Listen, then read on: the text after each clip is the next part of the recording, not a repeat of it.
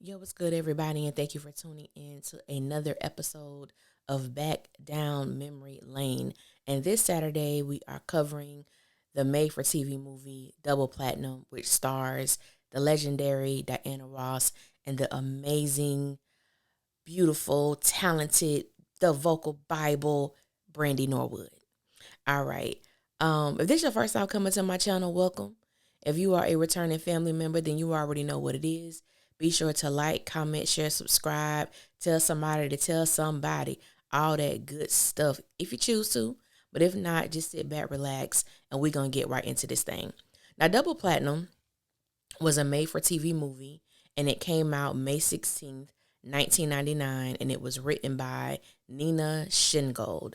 And the synopsis of this movie is years after she abandoned her baby girl, a famous singer must now face her teenage daughter and repair their complicated relationship.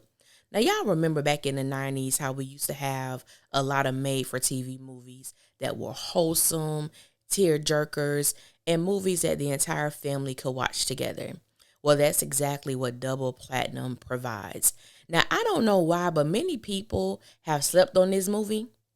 Now, if you have never watched Double Platinum, I beseech you, I encourage you to watch it, and it is now available on Hulu. Now, when this movie came out, I was barely into my teenage years. So there were many themes, many points throughout the movie that I missed. And there were certain things that, at that time really didn't matter to me. It wasn't a big deal. All that mattered was that Brandy was in it. Anything Brandy was in, I was watching. It was always Brandy for me. It will always be Brandy for me. I am one of the biggest Brandy fans out there. Now, watching this film as an adult, of course, my perception is definitely widened. The themes definitely hit a little more closer to home. And throughout this film, there are three major themes that are so evident: love, forgiveness, and sacrifice. And even though I'm going to touch on all of them, at this time I want to focus on sacrifice. Anytime we make a decision to actively pursue our dreams, goals, and aspirations, it will require a sense of sacrifice. Now, for some, that sacrifice will be greater than others. Now, for Olivia King, who is being portrayed by Diana Ross, her sacrifice included leaving behind her husband Adam and her 6-month-old baby Kayla in order for her to fulfill her dreams. Now, toward the end of the movie, Kayla asked her mom a sobering question: would she do it all over again? Knowing what she knows now, would she still make the same sacrifice and leave her? Now, I'm not going to reveal what Olivia's response was. We'll get into that a little later. And just like I always say in the Back Down Memory Lane reviews, they are not linear, which means I'm not going to be going in order. I'm going to be, hopping here and there. However, the review will give what it's supposed to give. Now, let me start off by saying that Brandy acted her entire ass off in this movie, okay? She just did. In my opinion, she doesn't get the credit that she rightfully deserves as an actress. As a vocalist, she's my favorite vocalist. She gets all the accolades. She's been, coined as the vocal Bible. Her runs and riffs are just impeccable and out of this world. But as an actress, Brandy is utterly incredible, and she shows that within this film. Now, saying all of that, that brings me into one of my favorite moments in the movie. So we could have a better life. And your father, your dad, is the one who just took you away. He never let you have my letters. He never let me find you. Don't blame it on my dad. It was your decision. You left me. Now, this scene makes me cry every time. Any person who has had a parent who willingly was not a part of their lives has so many questions. Was it my fault? Did you not love me enough? Was I not enough? Was there anything I could have done to change your mind? There are so many questions that we have as children that may follow us into our adult lives. And throughout this entire scene, which is about 10 to 11 minutes, it is so heavy. It is so emotionally heavy. And Kayla asks her mom all of these questions and more. And so when Kayla says, "Don't blame it on my dad, it was your decision. You left me." Those were facts. Olivia made a decision and she left, and I felt that. In the same scene, Olivia tells Kayla, "Let me mend your heart, even though I'm the one who broke it." And I'm like, I was done after that. Even when I first saw this movie, that entire scene, it just made me cry because the accountability that Olivia took, regardless of what happened, regardless of what was going on between her and her husband at the time, there was an innocent child who was left with the remnants of not having a mother. And so I really appreciated that scene because it's such a, sadly, it is a prominent thing that happens when parents go their separate ways or things don't work out and the child is left trying to maneuver and figure out what's happening with my foundation. Now, even though Kayla was like a baby when her mom left, being a daughter and wondering who your mom is, not knowing who she is, your father is not giving up information, it's a lot. It's a hell of a lot. And I'm going to show that scene a little later. But I'm going to get into this movie. I hope you all enjoy it. I hope you all go check out this film because it's definitely one of those that you can watch, learn from, grow from. You may have some unresolved issues that you might need to deal with too. So we're going to get right into this thing. Now, it is important for me to paint the picture of the marriage dynamic of Adam and Olivia. Now, Olivia was like a little jazz, no, I don't want to say little, she was a jazz singer who performed around, the clubs or what have you. And on this particular night, she was performing. Kayla was in the back being watched by one of her friends. And this guy from New York wanted to give her a deal. He believed in her talent. He believed that she could be a huge star. And Olivia really wasn't checking for that. She enjoyed the life that she had, or so it appeared, because she told this man, "No, I'm good. My husband just started a new business and I can't just up and leave." And he tells her to think about it, that he was leaving tomorrow and he would love for her to go back with him to start on this, her music career. So when she gets home, her husband is having like a poker night. He got his friends over. The house is a mess. He's not really paying attention to anything that she's saying. She's already performed. Now she has to come home and play wife and be his little maid, pretty much. And so when all his friends leave, he trying to get it in. And Olivia tells him about her meeting. And he instantly rejects it. Adam's mindset is, look, you sing at church, you got your little performances at the club every now and then. That should be enough. I don't want to hear about you going to New York trying to pursue a music career. That's not going to happen. So then Olivia was like, I really want to do this. And so he brings up their daughter. What about Kayla? And she says, I'll take her with me. He shuts that down real quick. No, you will not. You're not taking her anywhere. So now Olivia is stuck between a rock and a hard place because she really has aspirations and goals, because she knows that what she's selling for is not what her life should be. And dealing with the anticipation of possibly leaving behind the only life she's known, I know there's a tug of war going on. So later on that night, she goes into her daughter's room. Kayla is awake. She hugs her daughter and tells her that, she hopes she can forgive her, but she has to go. She has to go and fulfill her dream. And she leaves. And Olivia bounces. And it's 18 years later, okay? I said, well, damn.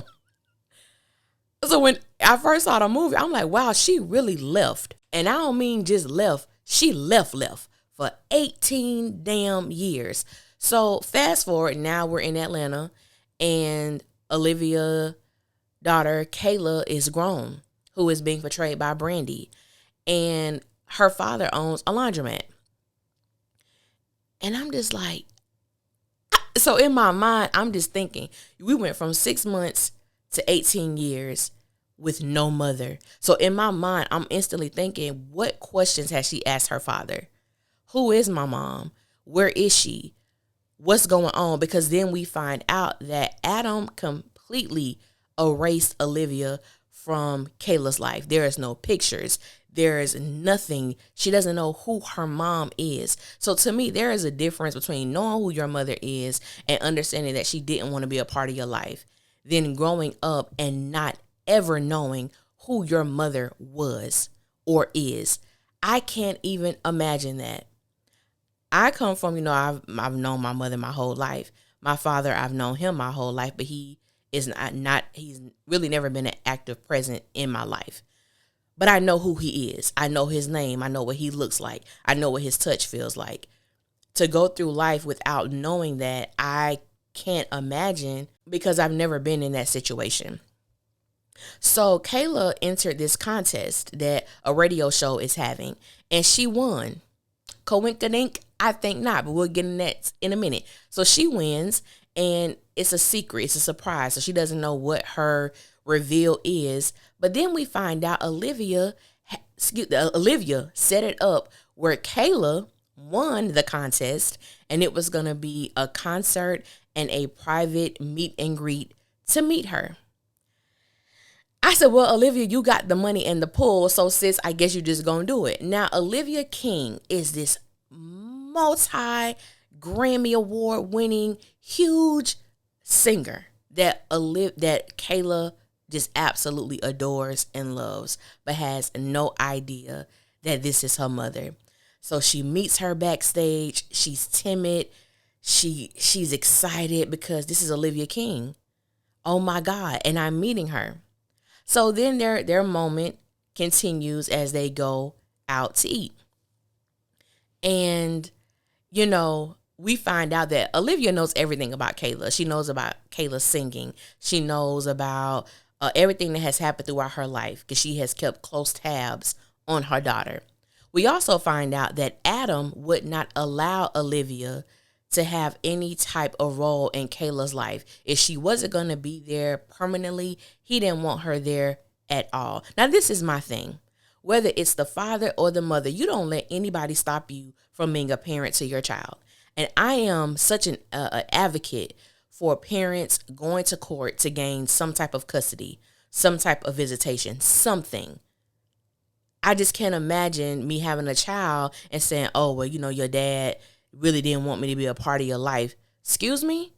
And the reality is, the only reason why Adam didn't want Olivia to be in Kayla's life is because he was dealing with his own hurt. Because as a husband, his wife left him too. But truth be told, if he wasn't such an asshole and didn't want things to be his way or the highway, they possibly could have worked it out. But that's not the case here. So as Olivia and Kayla are enjoying their dinner, Olivia has to play coy. She has to play like she doesn't know. And so she asked Kayla like what she's into. And Kayla was like, I'm a singer as well. So, Olivia had to act surprised. And she invited Olivia to come to her next show. And so Olivia asked, well, how does your parents feel about your singing? And Kayla tells her, well, my dad, he's not really fond of it. But my mother, I don't know who she is. She's never been around. So there's been no one for him to argue with. It's just whatever.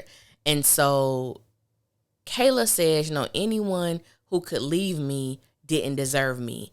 And I could only imagine the knife going into Olivia's heart, because damn, that was a true moment. And I love that Kayla initially did not know that Olivia was her mother, because her real feelings were able to be expressed without feeling guilty or shamed. Now, let me just say, a lot of people be hating on Kayla because they feel like she was mean to Olivia, that she shouldn't have said some of the things that she has said, which I will get into. But Olivia deserved it. I mean, let's just be honest. I understand that, like I said earlier, when you're chasing your dreams, actively pursuing them, you have to make sacrifices. And sometimes the people who don't always know the sacrifices that you've made, they're rooting for you, they're cheering for you, they want you to make it.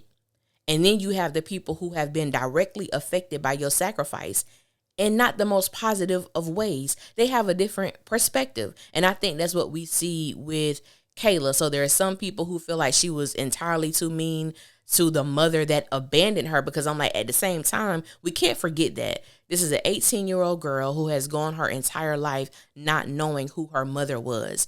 All she knows is that my mom left me and I don't know why. And my father would not provide any type of solace for me. I couldn't even imagine. That's a horrible, horrible place to be in emotionally. And she's only 18 years old. So as the night ends and Kayla comes back home, her dad asks her, well, who was your mystery person? Who was it? And she says, Dad, it was Olivia King. And Adam's face, he already light skinned, went completely pale. And she was like, Olivia King, Daddy, you know? And he was like, oh, yeah, you have to be living under a rock to not know who the great Olivia King is. And he was like, so what'd y'all talk about?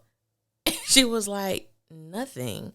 And she was like, Dad, are you okay? Now, that means Kayla recognizes the moment I said Olivia King's name, my father is responding to me differently. And he shuts the whole conversation down by saying, you get some rest. You got to open up the laundromat early in the morning. So she's like, all right, good night. Fast forward, Adam goes to see Olivia. And he wants her to stay away from Kayla. And Olivia was like, no, I'm her mother. I want to be a part of her life. And Adam was like, no, you pop up, you want to be a part, and then you leave. I don't want that for her. Now, Adam, I kind of understand where you coming from, bruh, but at the same time, you wrong. Finding out that Olivia made countless attempts to try to be in her daughter's life and Adam refused her every single time, it infuriated me. It made me so upset because that is exactly what goes on in today's society. Because the mother may still be harboring unforgiveness towards the father, or the father may still be harboring unforgiveness towards the mother, the child is the one who loses in the end. The child always loses. The child is always the unsung victim that has to deal with the immaturity of adults who don't want to deal with their own issues. And that's exactly what we see in this film. So Olivia goes to Kayla's performance and her band is excited. She's excited. She can't believe it. Her best friend is there. When Olivia King walks in, her best friend about chokes on her drink because it's Olivia King at this small, shabby bar that Kayla is performing in, and Brandy is performing her song, Almost Doesn't Count. So this is around the time the album Never Say Never was out. And so she couldn't believe that Olivia came. She was so excited. And this is where everything takes a turn.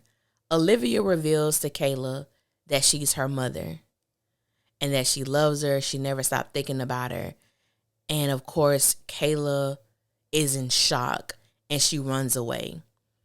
And when she goes home, her father asks, how her performance was. And she was like, it was okay. She's looking at herself in the mirror. And all you see are tears. And I'm thinking to myself, like, I remember watching it as a child. And I'm just like, dang.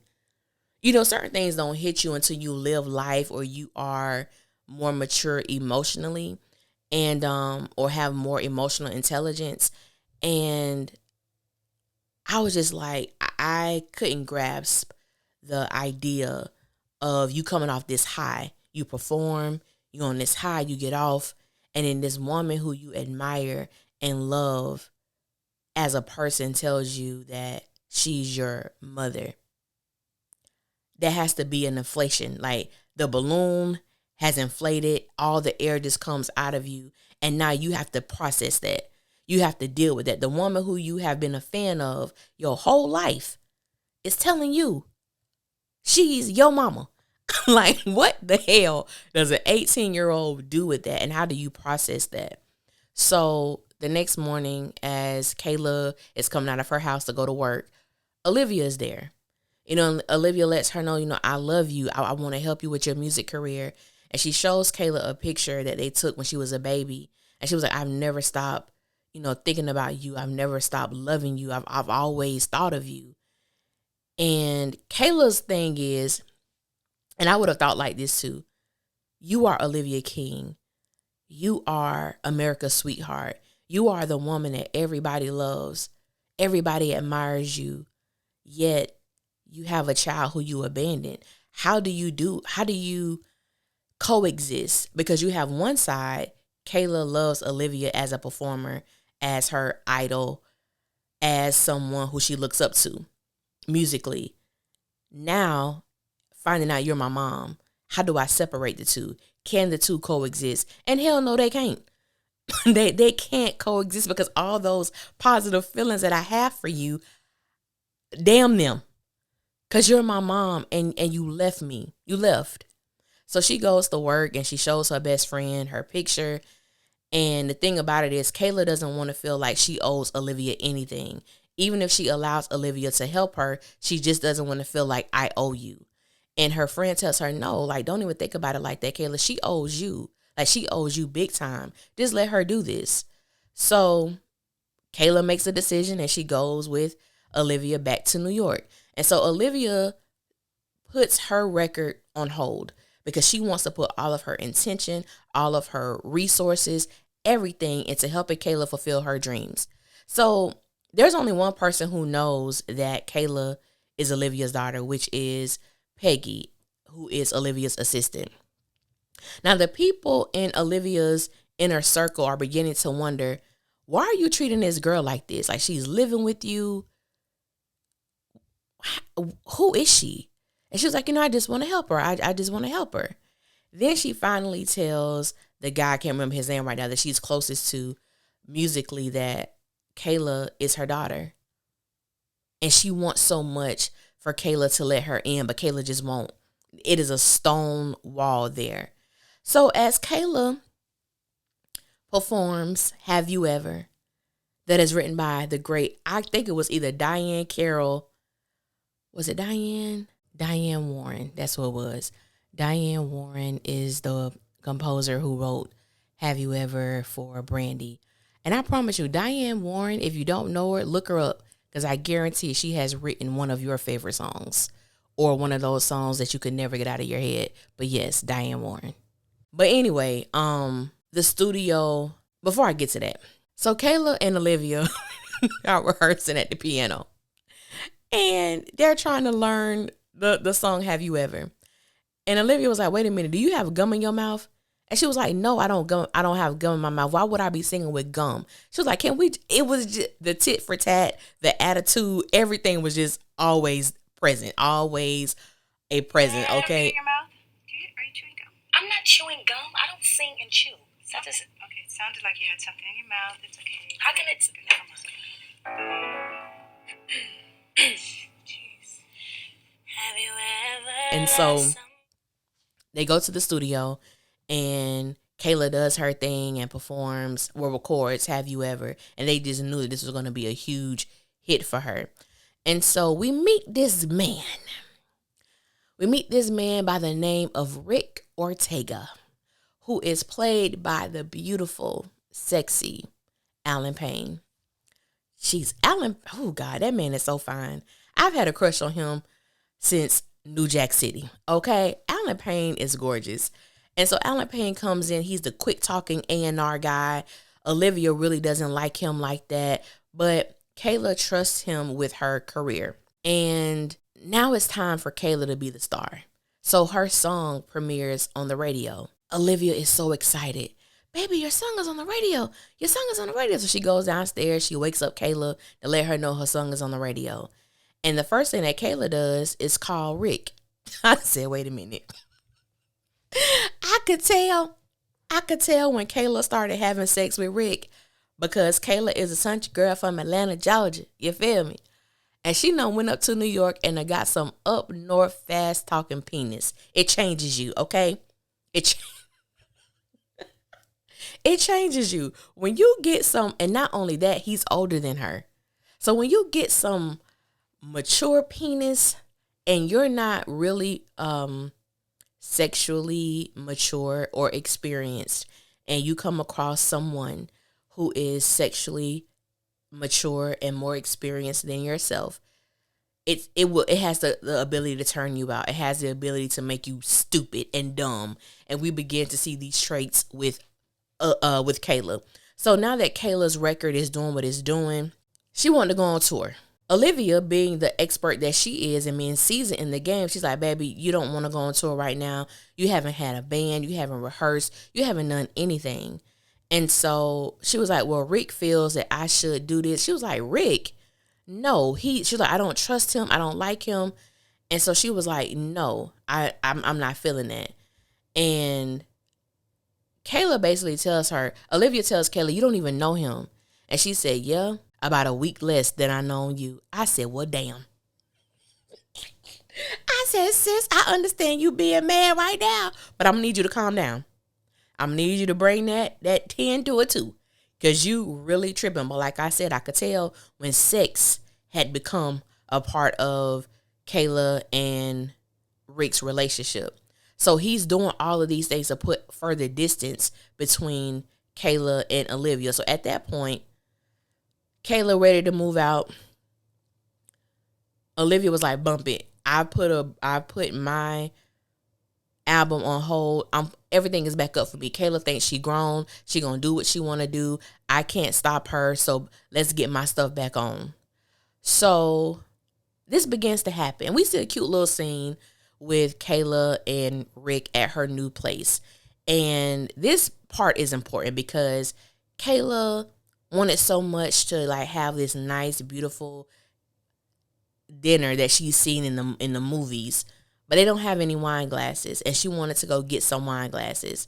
So she goes out for a moment and leaves Rick in her place by himself. The next thing we know, well, she comes back. They share like a little kissing scene. I said, Brandy had kissed. She has had she's really been blessed to kiss some fine men. But anyway, that's neither here nor there. So next thing we know, the Inquirer, the New York Bulletin, has the picture of Kayla and Olivia, and the word is out that Olivia is her mother. I instantly knew who did it. Like, for me, even watching it when I said, I know who did this. It was Rick behind. He's sleazy. This is what he does, is to keep the momentum, is to keep her selling records, is to keep all the talk about Kayla and Olivia. So they have the meeting at the record label, and he's acting like, are you serious? I can't believe I didn't put 2 and 2 together. Olivia voiced Kayla. I said, you butthole. So Olivia was like, I know you did it. You did it. You a snake. I know it was you. And he's like, Kayla. And he's like, Olivia, I care about Kayla too. I'm like, oh, you trashy, dirty dog. And she was like, I know it was you. I don't know how you did it, but you did it. And so Kayla was like, Olivia, he didn't do it. Rick didn't do it. How would he know? She's like, you know what? I'm done. Do what you want to do. And Olivia leaves. And there's just so much going on. And it was amazing, like the transition, because you could see Kayla when she was in this diva mode. She looked more mature, the makeup and everything. And then it was a scene where she calls her father with everything going on. And he's like, Kayla, I saw the paper. I saw the news. And she was like, yeah. It's like she instantly turned back into a little girl as she was talking to her father. And I think when Nina wrote this movie, I thought it was so beautiful how when we first meet Kayla, she's in Atlanta, Georgia, as an 18-year-old. She's Southern. She's naive. She's green. And as we go through this journey with her, and now that she's in New York, she's dressing a little bit more provocative. Not really, but more so as an adult. She has the makeup. Her hair is in these different styles. She looks more mature. And then when she resorts back to talking to her father, she looks like that innocent kid again. And I think that even throughout Brandy's career, we've been able to see that, especially because she came out so young. And even before her debut album came out, she was a star on the television show Thea. And so we've seen Brandy like since she was like 13 years old, which is crazy. But it's like that's really how we've seen her journey go. And I think that even her being in her 40s now, Brandy has always kept a sense of innocence about her, which is interesting because that's not something that everybody can pull off. And I really do think it's just a part of her makeup. It's just a part of who she is. And it really played a major role as she portrayed the character of Kayla. And so she wanted her dad to come out and see her, but he was like, Kayla, the laundromat, and all of this. So he always made an excuse as to why he couldn't support, as to why he couldn't be there.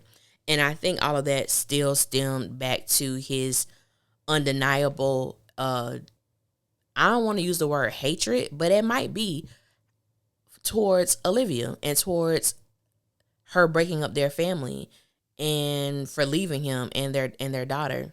So we get to this showcase, and my girl 702 made a little cameo.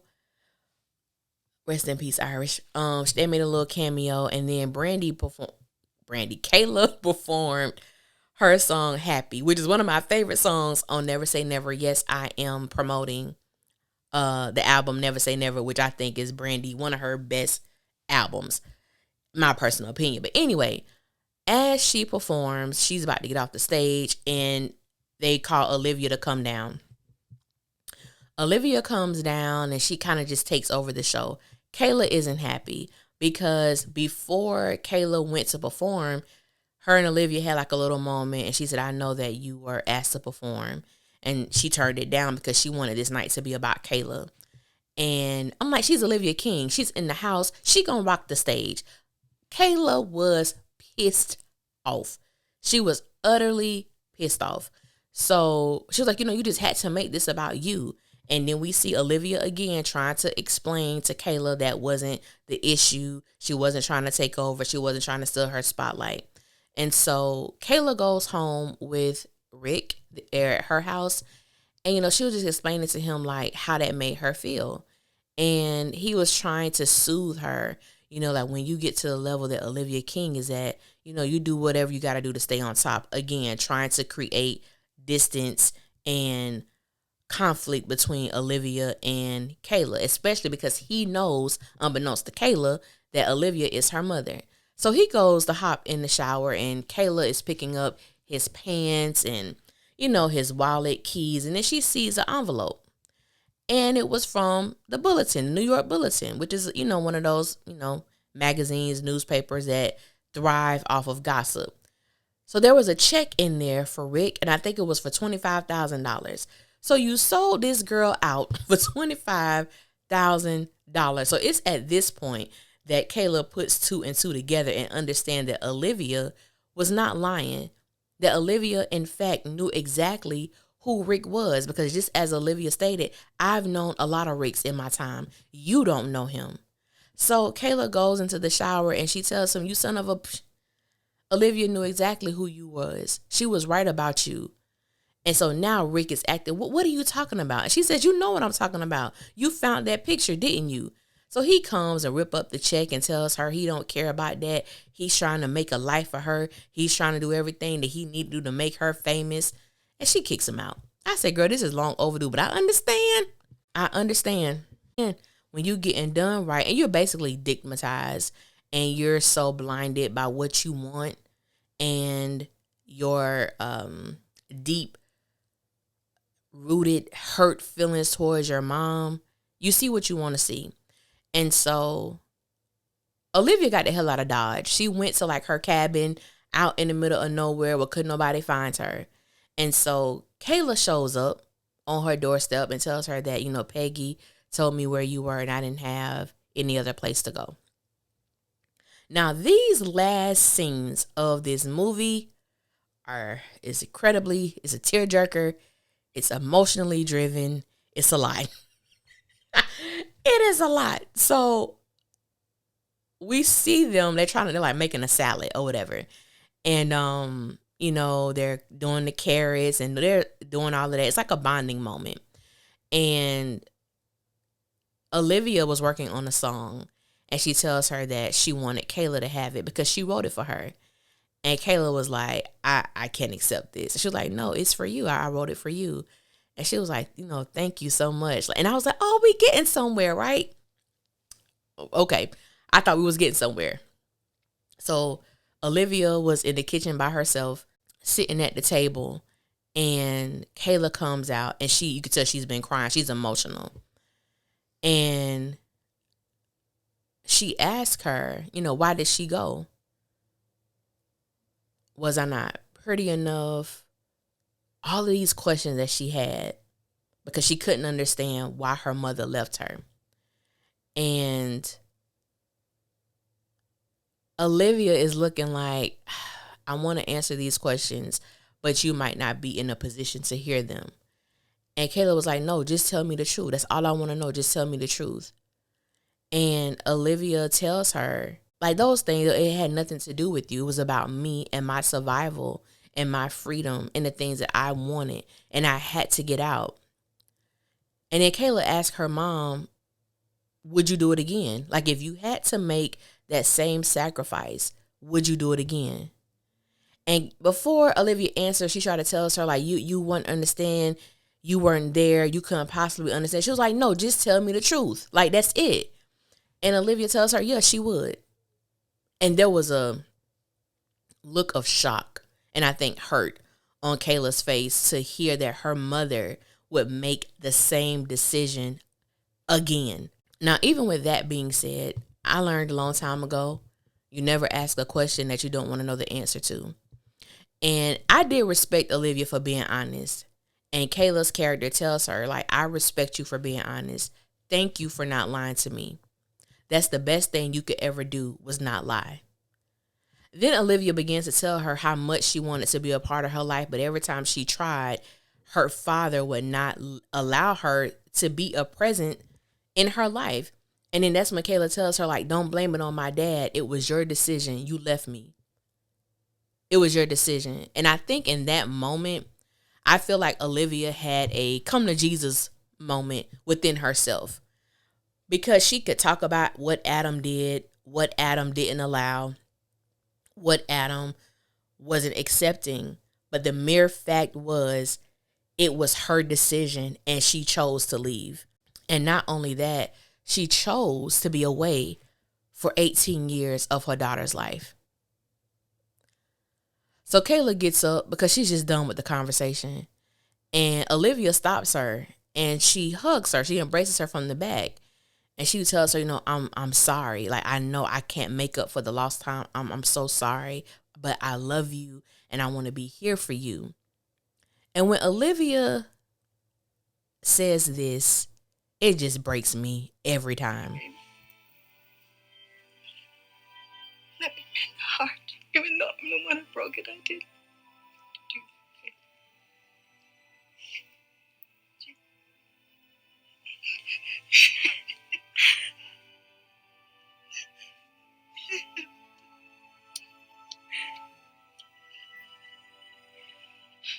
To tell someone, let me mend your heart, even though I'm the one who broke it.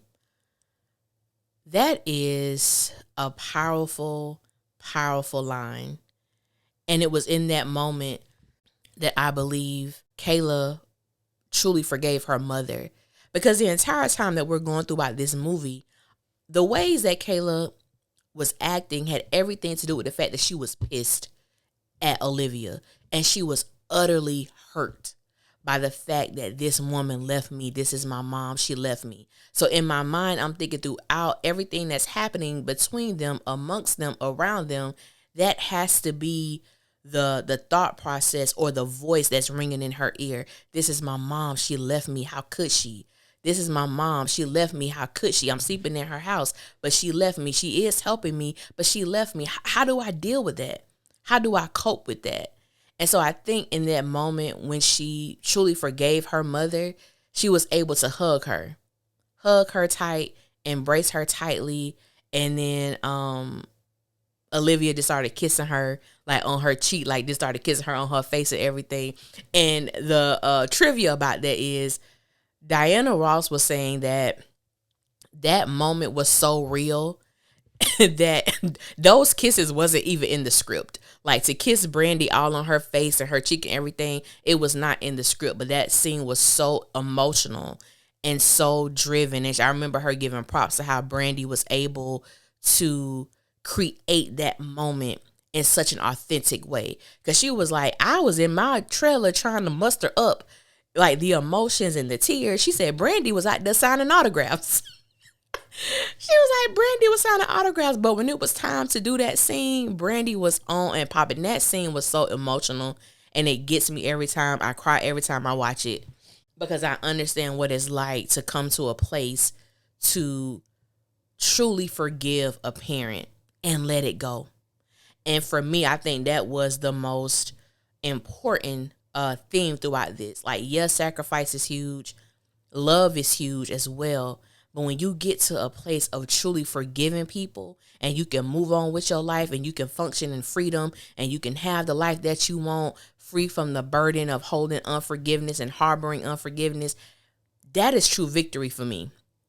And in this movie, we were able to see that. And that's why I think it's so important to have these type of movies, because the family could get together. It may cause conversations to happen. Maybe someone is harboring unforgiveness. And I think that's one of the, we say unforgiveness, but it's such a stain for someone that's harboring and carrying it, because it definitely negatively affects your life, affects your mental state, your spiritual state of mind when you're walking around with that for years and years. And so to see Kayla let it go, it was such a beautiful thing to watch. It was so beautiful.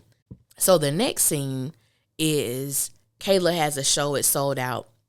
And this was the first time her father attended her show. So it was her dad, it was her best friend, Peggy was there. The two guys who were close to Olivia, they were there. And it was the first time that Olivia and Kayla performed a song together entitled Love Is All That Matters. And it was the song that Olivia wrote for Kayla that she gave her while they were at the cabin. So it was a full circle moment. It was a full circle moment. And they ended it with, I love you and I love you too. I love you, baby.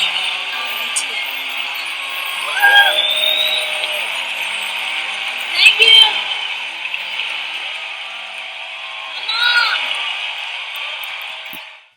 And it was this movie gets me all in my feel. This is a great movie to watch like during the Christmas season.